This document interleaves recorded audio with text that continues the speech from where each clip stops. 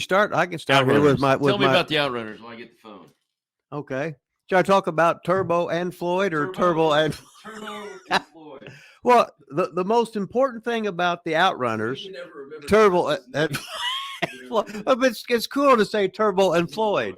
This is a rib. Is the most important thing in life for them at this stage in life is to spin.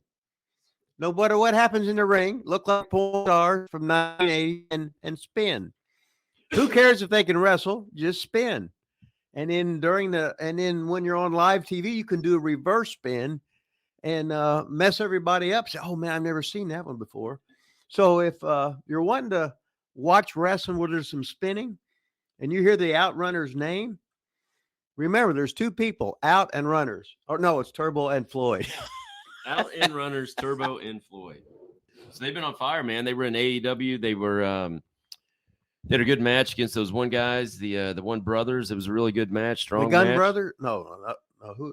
I don't know. No, it was I don't know what they were called, the Flipty Dude guys. But then they had they wrestled the House of Black, Malachi Black, and the other dude, the big Brody King, House of Black. Great match, I thought there. You see that chop? It almost looked as good as my chop. No, your chop will never be duplicated again. I don't know. Because we'll hear Chili's girlfriend going,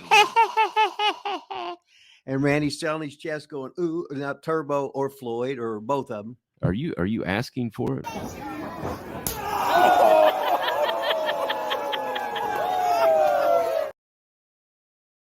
You wanted a rip, you got it. Man, you got the quickest finger.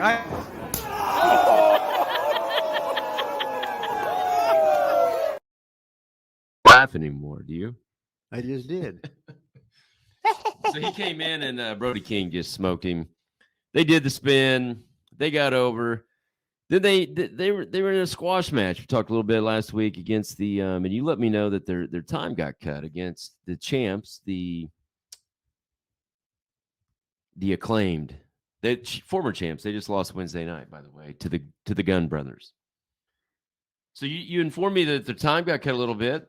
But they came in to those guys. I just love but that was actually on Wednesday night. Wasn't even the other announcer. That was on Wednesday night. That was the main show. Did you watch it, Rip?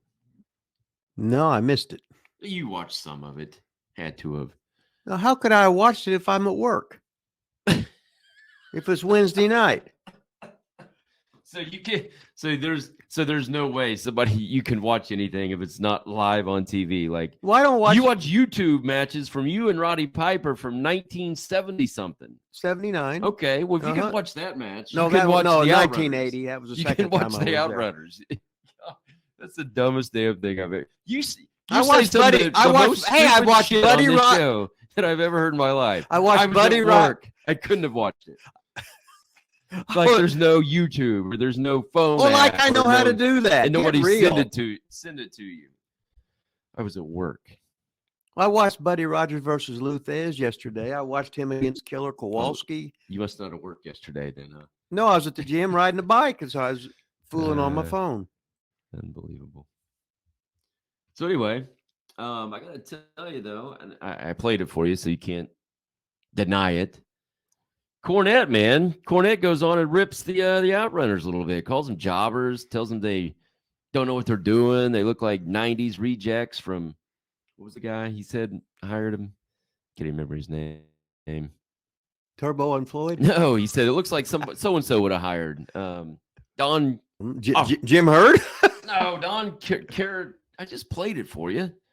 Don something with a K. Greg Smith will know. You played what for me?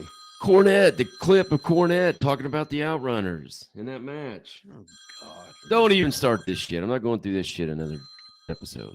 I think, here, I compared to the same thing I compared like to Eugene. Like, there's going to be people, I guarantee it, say stuff about, oh, it's the gimmick. And in reality, Randy, well, Shiloh too. Shiloh's been around forever. Are great workers, great wrestlers. Randy used to look like you want to call it a normal wrestler, if you will. But where'd that get him? Where'd that get either one of them? just being normal, good wrestlers. It got him not a job. Got him nowhere. They got a spin. Yeah. And Randy's one of the best workers. I had him teaching my class at OVW. That's how good he was. Yeah. I mean, I hear Cornette and some of them say that, oh, Eugene killed Nick Dinsmore's, career. Well, we had Nick Dinsmore on here and asked him that. And he said the complete opposite. He said Nick Dinsmore was going nowhere. Nick Dinsmore was going to make no money. It didn't matter how good Nick Dinsmore was in the ring. They weren't going to do anything with him until he came up with Eugene. So Eugene put him in main events. Eugene put him with Ric Flair. Eugene put him against Triple H. Eugene headline pay-per-views. Nick Dinsmore wasn't going to do that. Didn't he do something? Was it Hogan, Rock, Hogan, Vince Rock, McMahon, you or name whatever? him. He's been with all of them. So I say the same thing about the Outrunners. People say, oh, there's some people, which very few. I think they're very over. They were over on Twitter. We'll talk about MJF and AEW in a minute. There's going to be a handful of people that say, oh, they look like 80s porn stars and blah, blah, blah, and this and that and the other. But Shiloh's been around 15 years. Yeah, he's trained by Buddy Wayne. And being normal. Hadn't got him where he's at being an outrunner. When AEW put him on TV against the tag team champions, they had no music, no entrance, no nothing. And they weren't introduced as the Outrunners. Correct. They were just jobbers. Right. Or whatever. But then the next week, all of a sudden they were stars. So the next show was not on Wednesday night, but they did one of the YouTube shows the next Tuesday, and they beat, I don't know, two jobbers, Jorge Ortiz, or I don't know what his name is. All I know is one of them tweeted to watch the match, and I said, I'm for, I think it was Logan Ortiz or something. I just tweeted back, I'm for Logan Ortiz. Oh. And then after the match was over, that guy commented on my tweet and said something like, thanks, sorry, man, let you down, or something like that after they lost. Oh, my God. So then the Outrunners win, man. They win on TV. They get a promo. They get an interview. They get everything. It's awesome. Did they spin? They did spin. Okay. They did it all. That's all that matters then. That's what I'm saying. So I was trying to lead a horse to water, but you wouldn't drink. What do you think of the gimmick? Do you think gimmicks like that are killers, or do you think they boost them? If they give you, hey, the other way didn't work. Correct. So you got to change. That's all there is to it. How many times has Jericho reinvented himself? Yeah. People reinvent themselves, and all you got to do is please the boss. You please the boss, you got a job. If you don't please the boss, you ain't got a job. So try and find out what the boss likes, and if you get booked more, and if you're given more and more, get more of a character, whatever, and then all of a sudden, all you do is throw the in, and all of a sudden you're half-ass over. I'm even going before that, not what the boss likes, but what's even going to get you noticed in the first place. I guarantee if they were Randy and Floyd instead of Turbo and Floyd with the bald hair and the Shiloh look, they probably would have never got booked in the first place. They got to be some 1980s porn stars. Yeah. What the hell, right? I think they're over. I think they're awesome. Twitter blew up, man, after that match. So AEW Rip tweeted out right here. It says, from All Elite Wrestling, the Outrunners, Turbo, Floyd, and Truth Magnum celebrate their first win on AEW Dark. Shiloh doing the promo, Randy with the big pose. And guess who retweeted that with a comment, Rip? It was MJF, wasn't it? MJF, baby. The world champion, the AEW world champion, MJF retweets it, and he says, I forgot what camera we're on. Now these are wrestlers. Don't get any better than that. Now these are wrestlers. You know why? Because they spin.